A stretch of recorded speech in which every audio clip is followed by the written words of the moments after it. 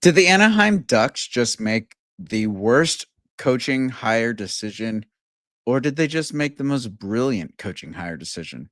We'll find out on this episode of Locked On Anaheim Ducks.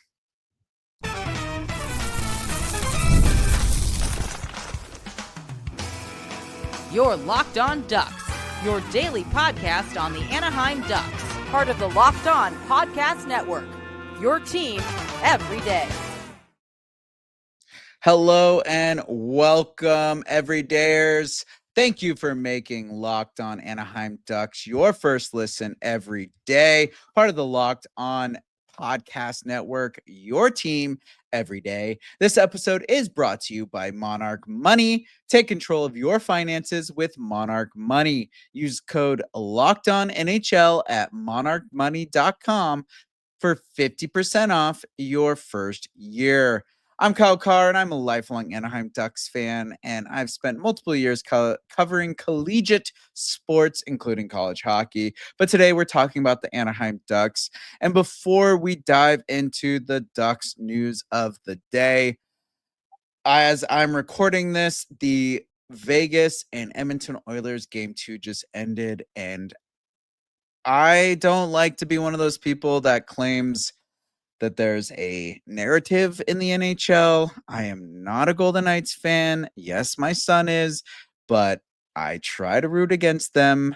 I'm neither Oilers or Golden Knights, but the officiating in that overtime, if you couldn't tell me that was Oilers heavy-handed, then I don't know what to tell you. That was some of the most absurd officiating I've ever seen. I don't like blaming the officiating, but the amount of effort that Vegas just put into that game versus what came out of that result, beyond me. But moving on, we've got a lot to talk about when it comes to Anaheim. And speaking of narratives in the NHL, today the Anaheim Ducks announced that they officially have hired Joel Quenneville as the next head coach of the Anaheim Ducks. There's a lot of controversy in this hire. There's been a lot of noise being brought up as it was announced earlier in this month that the Ducks were talking to him. We had David Carl as a Ducks candidate. There was Jay Woodcroft. There was a bunch of players in line, a bunch of coaches that were in contention to be the Anaheim Ducks next coach, and Anaheim has settled with Joel Quenneville. So before we really get into anything, I'm going to finish this episode with my takes and kind of what came out of the press conference today. But before that, we got to talk about his coaching history, and we got to talk about what the entire issue is on why there's so much noise around this hire. And it all stems back to the 2010 Blackhawks while they were on a playoff run, which led them to the Stanley Cup. Joel Quenneville was the head coach of the Chicago Blackhawks at that time. And there was a controversy that happened that came to light in 2021. And I'll just break it down for you on what occurred, and then we'll get into his coaching and everything else. But so basically, there's a lot to unpack when it comes to this hire. And honestly, Anaheim, they I really hope that they understand the amount of transparency that they need to have moving forward. But as people covering the team, we also have to have a lot of transparency in regards to what happened. And I just want to reaffirm everyone and just let you know now some of the things that we're going to talk about. This could be a trigger warning. So keep that in mind. But these are just the facts of the situation. And that's all we're keeping it to. We're trying to keep the opinions in regards to the events that occurred to ourselves. But in regards to him being a coach, yeah, we'll have some opinions about that. But everything else, just keep in mind, this is what occurred. This is past events, and there's a lot of things happening moving forward. So Joel Quenneville, he had a great resume when it came to coaching. He's done a lot in the NHL. He is the second most winning coach in history in the NHL. There's a lot of great things in regards to his coaching resume. But the incident that occurred in 2010 that came to light in 2021, there was a John Doe that came out and stated that when they were a player for the Chicago Blackhawks, there was a coach, a video coach that was sexually assaulting them, and they brought it up to the team and it never got addressed, and there was nothing done about it. And in that time, like 2020, 2021, there was the Me Too movement. There was a lot of things coming to light about sexual assault and people using their position of power to take advantage of others. And so a John Doe comes out, and eventually it comes to light that it was Kyle Beach, a player of the Chicago Blackhawks, who first came out, and I mean, all the credit to this guy to be able to stand up, and especially with that kind of like anti don't talk about it culture that's prevalent in professional sports, the military, police, a lot of those types of environments. He comes out and says, "Hey, I was a victim of sexual assault. I'm a man. I'm an NHL player, and there was a person taking advantage of me." And that person was the video coach of the Chicago Blackhawks, Brad Aldrich. And at the time, Beach informed the mental skills coach, Jim, quote unquote, Doc Gary, and skills coach, Paul Vincent, about what was happening. Well, these guys take the information, and there's a meeting held in Joel Quenneville's office during the 2010 playoff race. And they bring up that there's this issue with Kyle Beach and Brad Aldrich, and that they were concerned about it, and he's feeling stuff.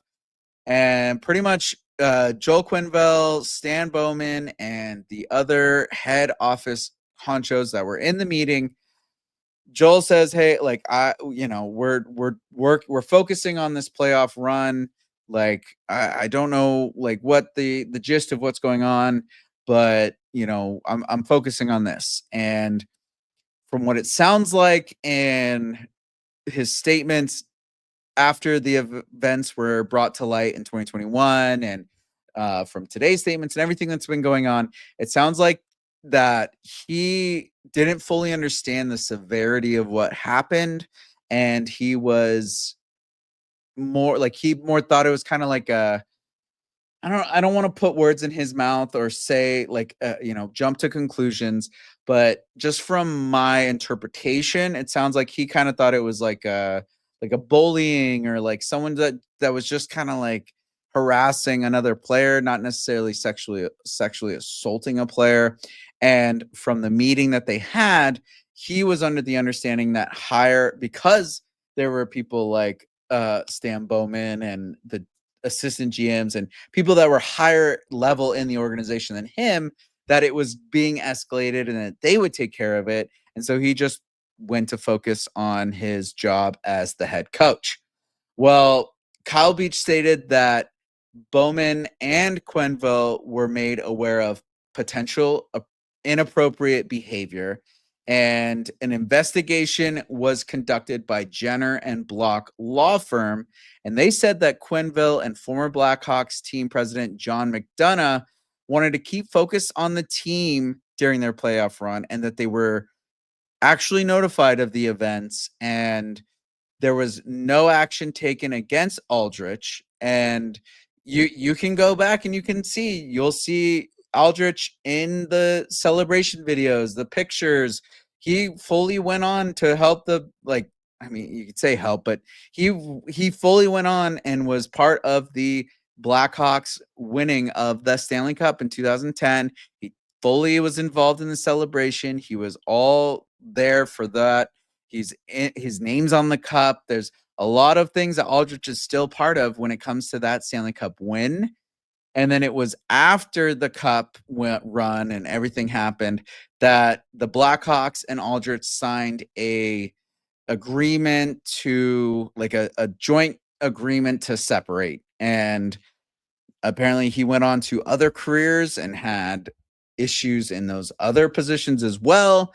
And after things came to light in 2021, it was kind of like, well, yeah, no wonder he had issues in these other jobs. Like there's a clear track record of this guy not respecting people's rights, not respecting their humanity, not respecting them as individuals, and was causing abuse and sexual assault and all of these negative things. And Joel Quenneville was, in a sense, notified, and he should have taken more. And he's been out of the league since 2021. He stepped down. He was the coach of the Panthers when all this came out, and he stepped down. And it's been a few years. In July of 2024, the NHL said that he was available to interview and be rehired. Stan Bowman immediately got a job um, with the Edmonton Oilers, and it's been a little bit, but now Joel Quenneville is officially the head coach of the Anaheim Ducks. So that's kind of the issue that's been going on. Next, I'll go over what his resume as a coach looks like, and then we'll get into just kind of the press release from today, the things that have been said, and just how things have developed since then, and just kind of what that looks like. So stick around. There's a lot to get into.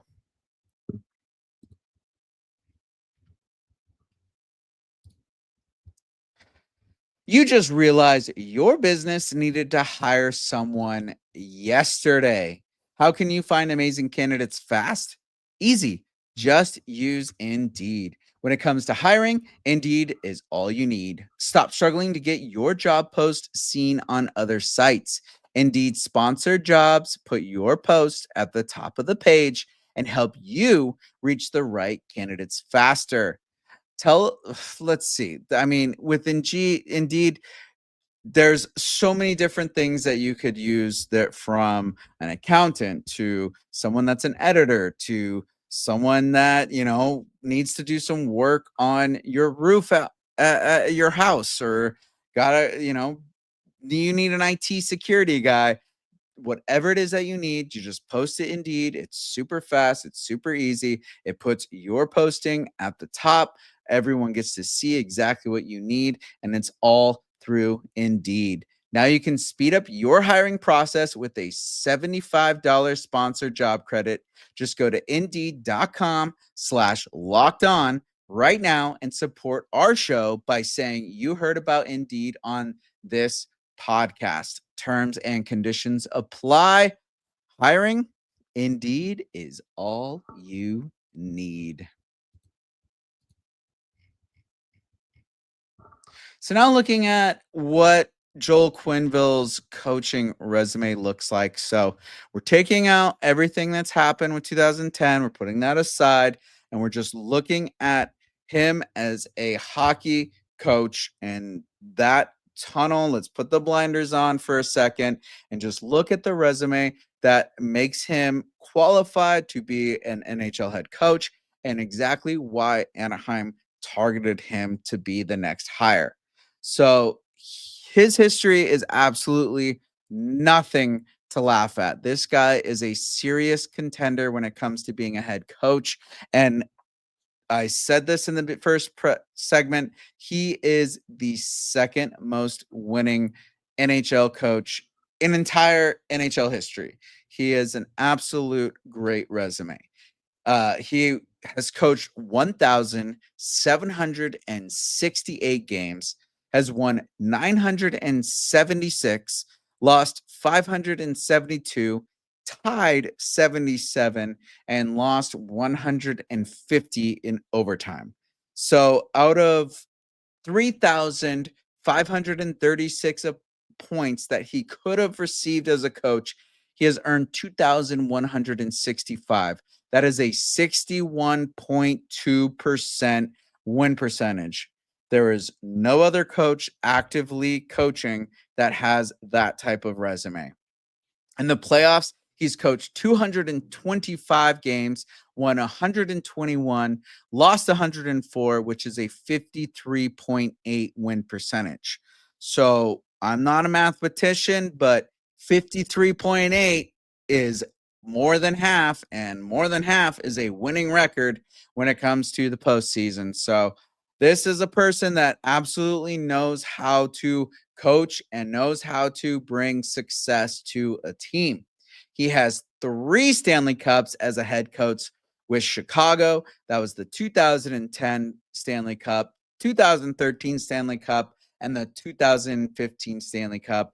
And that roster was vaguely similar to the Anaheim roster of today. There are a lot of similarities, and that is something that they mentioned in the podcast in the press conference earlier today. There's so many similarities, and that's a lot of what led Pat Verbeek to going down this route to hire Quenneville.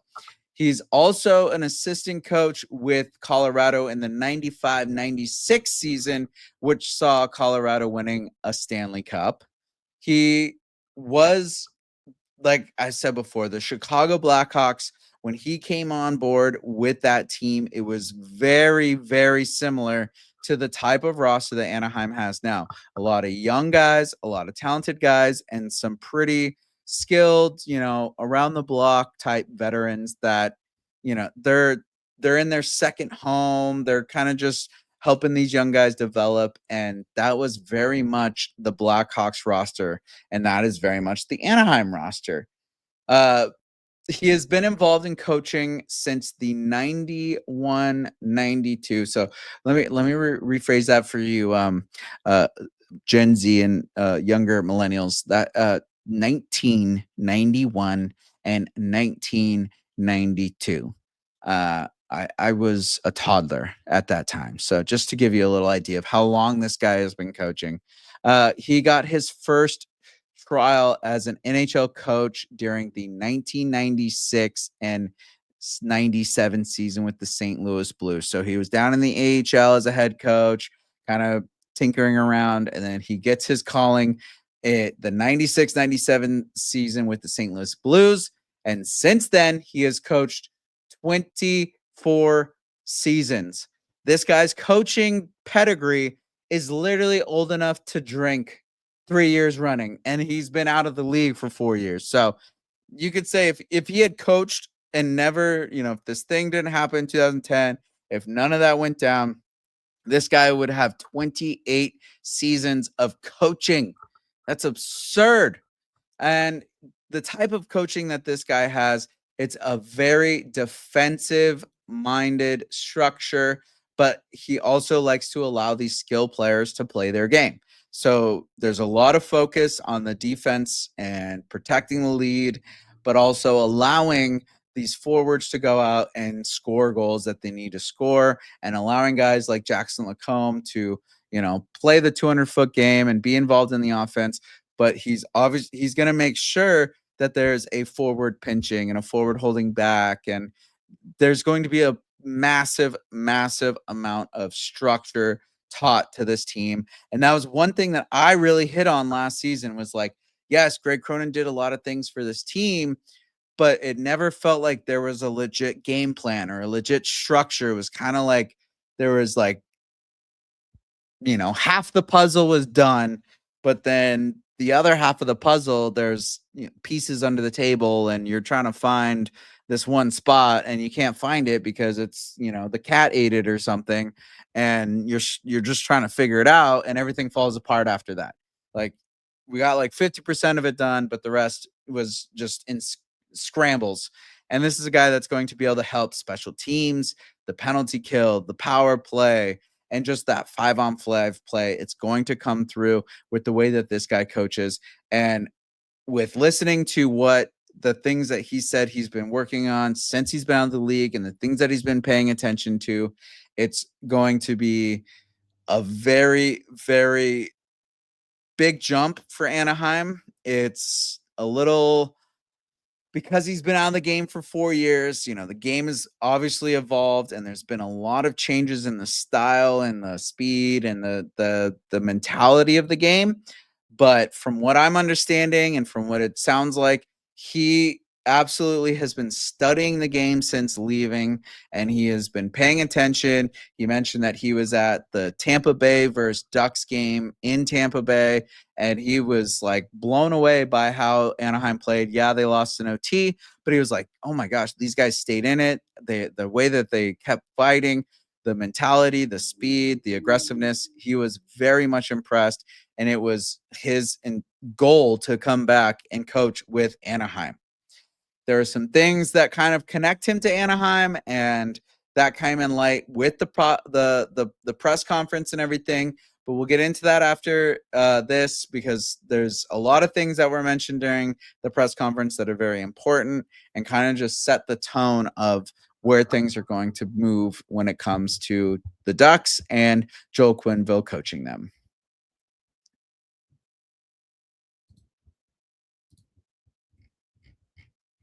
Do you ever check your bank account and wonder, where did all my money go? Between dining out, online shopping, entertainment, it's easy to lose track. That's where Monarch Money comes in, your personal CFO, giving you full visibility and control over your finances. Monarch Money isn't just a budgeting app, it's a complete financial command center. You can track all your accounts, investments, and spending in one place. So you stop just managing your money and start building wealth. You know, you got all your bank accounts, you're trying to take track of your investment accounts from your work and your college fund for your kids and your bank account here. You forgot you spent a couple $100 on a brand new Utah Mammoth jersey. What? How did you forget that? Well, with Monarch Money, you're not going to forget. It's all right there on the dashboard. You can keep track. So take control of your finances with Monarch Money. Use code LOCKEDONNHL at monarchmoney.com for 50% off your first year. That's monarchmoney.com, code LOCKEDONNHL for half off your first year. So today, the Ducks, Pat Verbeek and Joel Quenneville and the Samuelis, they had a press conference today, being May 8th, Thursday of 2025. Had to double check what day of the week it was. It's been a long, crazy day and a long, crazy week. But May 8th, 2025, a Thursday, the Ducks announced that they were hiring Joel Quenneville as the head coach on, well, the reports originally came out from ESPN, TSN, New York Times, all these other sources. There was nothing from the Ducks. And then finally they announced it on their social media. And then they held their press conference at 1 p.m. Pacific on Thursday. There was a lot said during the press conference, and I'm going to try to get into it all, but I really just want to get into the main takeaways of what was said today. And they open it up. Pat Verbeek started the conversation, and he mentioned that he used to play with Joel Quenneville. They've played in their past. They're former teammates together. They've been playing since they were kids.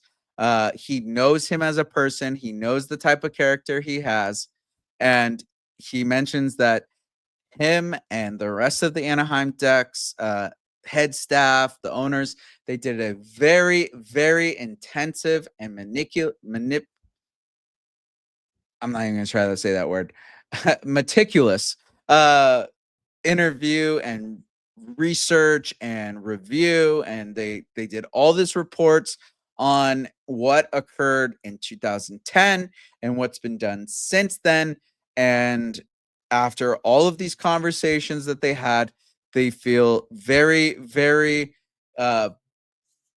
confirmed, and like they are 100% behind hiring Quenneville as the next head coach. They feel like all the due diligence has been done properly and that he has taken the steps to redeem himself. And there's all these things that they looked into, and from what they got out of it, the statements from others that were involved in the issue, people that know him, all these different characters in the story and what occurred, they all came back to say that, one, it is true, his involvement and what he thought was taken care of, like the way that he pronounced himself involved with the situation, and that yes, he had heard about it, but he didn't understand the severity of the situation and didn't understand that it wasn't being taken care of by people higher than him. That all was verified through this investigation that they conducted. The biggest thing that stuck out to me, and this is the most important thing out of anything that you hear about this, out of everything that you take out of this, they spoke to Kyle Beach, the John Doe, the reporter, the main person that was involved in this situation and the backbone of this investigation and everything that happened. He is the number one victim about what happened in 2010. The Ducks head staff spoke to him. They asked him about it. They interviewed him. They had a deep conversation with him, and they did not get into the specifics of what was said. They did not say that he 100%, like they didn't say what was said, but it sounds like that he gave the approval to Anaheim and to Joel Quenneville to be able to, one, make this hire, and that he felt okay with Quenneville being able to have a position back in the NHL. Again, they did not say specifically that's what he said, but I really don't see both the Anaheim staff, Pat Verbeek, the Samuelis, and Joel Quenneville to come out and say, oh, yeah, I talked to him and we had good conversations.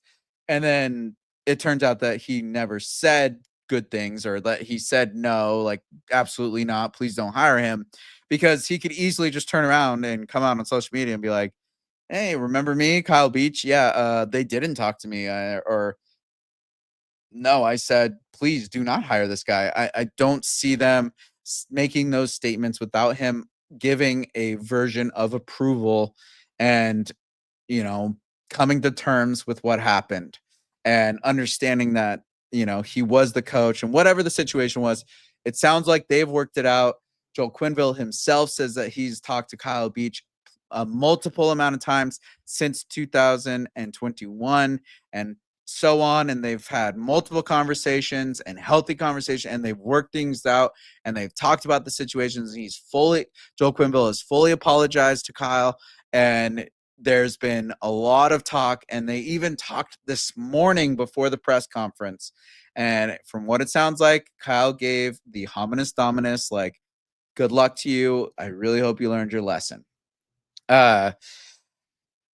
Quenneville, in the press conference, he did take full accountability of what happened in 2010. He apologized for, one, not asking more questions, two, not taking more action, and three, that he was inadequate in his response and did not give Kyle Beach the appropriate attention that he deserved in regards to what was happening. And a big thing that he really brought up is that he hopes that not only himself, but all coaches in the AHL, ECHL, NHL, all coaches that are involved with young hockey players can learn from his inaction and take the proper action, and that this can be a lesson for all of those involved, and understand that what he did was wrong, and that there needs to be more done, especially by the coaching staff and people that are directly involved and in basically in charge of these young players' well-being. So that was pretty good. However, yes, words are one thing, actions are a totally different thing. And from what was said today, there's a lot of promises that the Anaheim Ducks made, and they better follow through, or else there's going to be absolute HELL to pay. He hopes that, like I said, coaches can learn from him. And one thing that stuck out, Zach Kavanaugh from the Sporting Tribune, if you're not following him on Twitter, this guy is totally tuned in. Him and Derek Lee, those guys are absolute ballers when it comes to covering the Anaheim Ducks. So if you're on Twitter or Blue Sky. Both of them are on there. Please go follow those guys. They were asking some knockdown questions today at the press conference. But he asked Quenneville about who he has worked with, because that was part of the statement when they first opened, is that he's done a lot of work with people. And I need to apologize now. I'm going to run over the 30 minutes, but this is a very important topic, and tonight's not going to be the only coverage of this. So bear with me. There's a lot to talk about. But he asked, because Joel Quenneville said he's worked with this whole list of people in regards to learning and educating himself and learning how to be better and how to make things better and how to act differently, and like went through this whole process of education and self-development as a coach. And these are the people that he listed that he worked with in regards to educating himself better. So he mentioned Chris Jensen, Kim Davis with the NHL, Cheryl Garza, who is a lawyer in Orange County who deals with sexual assault victims, the Hockey for You program, Christine Lang, who's a behavioral psychologist. He spoke with AHL coaches and GMs. He said all AHL coaches and GMs at the time, all NHL coaches and all NHL GMs at the time, Respect Group, USA Safe Sport, Bryant McBride, who is an ex-NHL executive, the Carnegie Initiative, Brock McGillis, who's a former Spitfire, like he is, Tonio Blake, Brian Burke, Connor Scott Zeke Foundation for Mental Health and Substance Abuse for Adolescents. And he gave his son Dylan credit for like really driving and making sure he stuck to his word and really pushed him to get with these with these handlers of these organizations, and just made sure, like, yo, dad, you need to take care of this. And it sounds like he really has dived into getting better and learning more advocacy and more attention to detail, and really creating an environment for himself and for others to be a safe space and a legitimate mandated reporter and an advocate for victims. Both Pat Verbeek and Joel Quenneville gave their promise that they will connect with advocacy groups in the local area for sexual assault victims and continue to ensure a safe space for all members of the organization. Quenneville and Verbeek both stated that they felt that this is the best version of Quenneville and out of his entire career, because he already has the pedigree and now he's become a much better person. He's learned a lot more like just how to be a better member of society as a whole. So the Ducks are now getting the perfect, no, I don't want to say perfect, the most well-rounded version of Joel Quenneville that anyone could ever get. So that's pretty promising right now. With the training that he has received in the last 4 years, they will do their best to make sure all players feel that they are safe and that they can report and that they have the voice to be able to like speak up for themselves and come and actually have those rough and difficult conversations if a situation like Kyle Beach is happening again. And he wants to make everyone from the organization, from the top staff to the bottom, players, AHL, San Diego, Anaheim Ducks, trainers, managers, equipment managers, the power players, every single person involved in the Anaheim Ducks organization, they want to make sure that it is an absolute safe and welcoming organization, and that all people have a voice and will not feel like they're going to get admonished or hurt or anything if something happens and they need to come and report it, that they absolutely have that space and the availability to do so. So again, actions are a lot bigger than words, and I really hope that they follow through with these. They said a lot of the sweet things, kind of like Disney does when they're trying to build a new park. They say a lot of good things, but sometimes they don't follow through. So I really hope that Anaheim comes through it. And the only thing I can say is if they do put their money where their mouth is, They do follow through. They do have the actions that they said that they're going to do. And there starts to be the success and the turnaround that Anaheim is looking for on the ice. And there's this complete reinvention of the team, and they start to have deep postseason success. This will be by far the most brilliant hire in Ducks history and possibly the NHL history.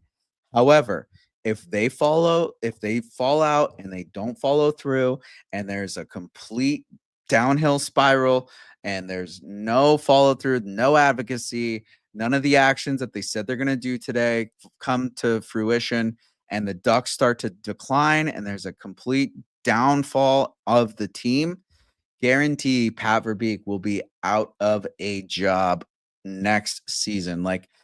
This is a huge gamble by Pat Verbeek. The Samuelis were hesitant about it. Sounds like a lot of the players were pretty behind the hire because they know his record and they know him as a person. Obviously, a lot of the players that have coached or played with him, they know more about his character and they know how he is in the locker room than we do. But it sounds like there's a lot of support for him. The Samuelis were concerned, but they did their due diligence with this investigation, and now they feel comfortable. They're involved with a lot of sexual assault groups. There's a lot of things that are taking place, and that is the biggest gamble that Pat Verbeek could have taken by hiring Joel Quenneville out of all the coaches, Rick Tocchet, Jay Woodcroft, some of the other ones that fell out of his hands that were not his, there's nothing he could have done about, but there's a lot of options that he had. And to take the gamble on Joel Quenneville, yes, he's a former teammate. Yes, they're friends. Yes, there's all these ins and outs, and yes, he has the resume, but the media backlash and all of these things that people were raising hell about, and for him to take that leap of faith, if it works out, great. But if it does not, absolutely no career for Pat Verbeek after this. That's all I have to say about that. So there's a lot to talk about. We're going to be connecting with some of the Chicago press out there and talking to the Locked On Ducks host, or the Locked On Ducks, the Locked On Blackhawks host. We're going to have a lot of information following up with this. So make sure you keep tuning in. I apologize for the longer episode, but this is a big breaking situation that has occurred out here, and it's not going to be over. There's going to be so much more to talk about through the postseason, through the draft, through free agency. Where is this going to take Anaheim? Make sure you keep checking in. Tune in to Locked On Anaheim Ducks wherever you listen to podcasts. Go like and subscribe to the YouTube so you can get notifications when we're posting shorts and videos and all this stuff, because trust me, yes, the Ducks aren't in the offseason. They're not in the postseason. They're not in the playoffs. But this offseason is going to be one of the biggest roller coasters the Ducks have seen in a long time. So stay tuned. I'm going to be bringing it all to you. So thank you for making Locked On Anaheim Ducks your first listen today. For your second listen, check out the all-new Locked On NHL Game Night. Every game, every night, until a Stanley Cup champion is crowned. Get local analysis on a national scale. Find NHL Game Night on Locked On NHL on YouTube or wherever you listen to podcasts. That's also where you can find Locked On Ducks, YouTube, Spotify, Apple, all of it. Go like, go subscribe. I'm Kyle Carr. Be good out there.